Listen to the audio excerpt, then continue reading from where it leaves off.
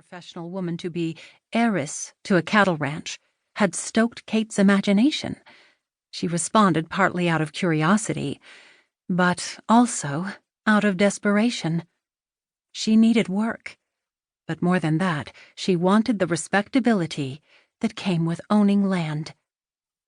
She sighed and tucked the telegram back into her pocket. So where was her driver? Where, for that matter, was anyone?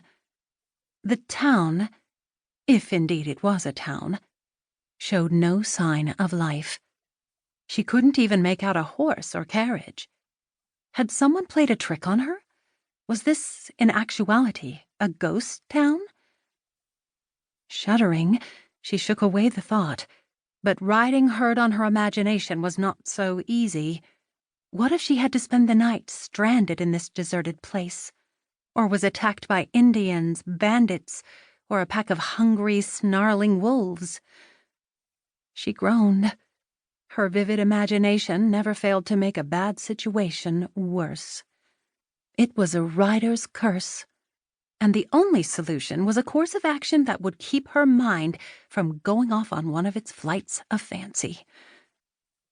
Spotting a rope coiled on the platform, she gathered it in hand and tied it to a handle of her trunk. She wasn't about to leave her clothes and precious books unattended, though she couldn't imagine who would steal them. She yanked the trunk off the wooden platform, stirring up a cloud of dust, and started toward town. Dragging the trunk was like dragging a dead mule. She moistened her cracked lips, but grit filled her nose and mouth. Her eyes burned, and her throat was parched. The going was slow.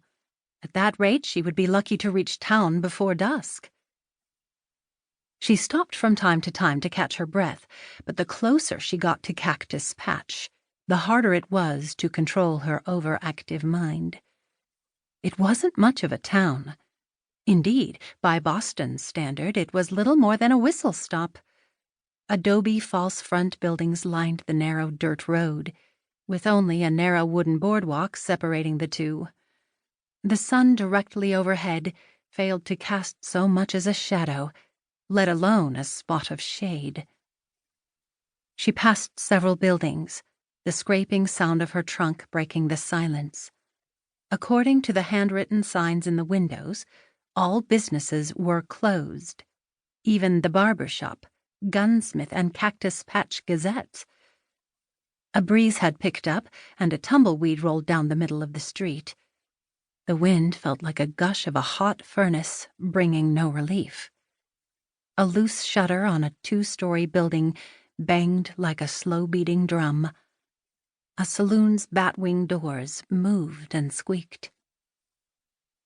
The town looked abandoned, but oddly, she felt the weight of 1,000 eyes upon her. Her imagination playing tricks on her, no doubt. Had to be. Still. "Hello?" she called. The word felt like a rock in her dry mouth. She cleared her throat and tried again, this time louder. "Anyone there?" She came to a side street and breathed in relief.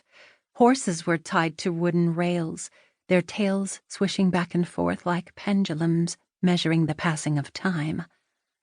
A buckboard wagon was parked on the side of the street, along with a buggy. Never did she think to see a more welcome sight. Horses and wagons meant people.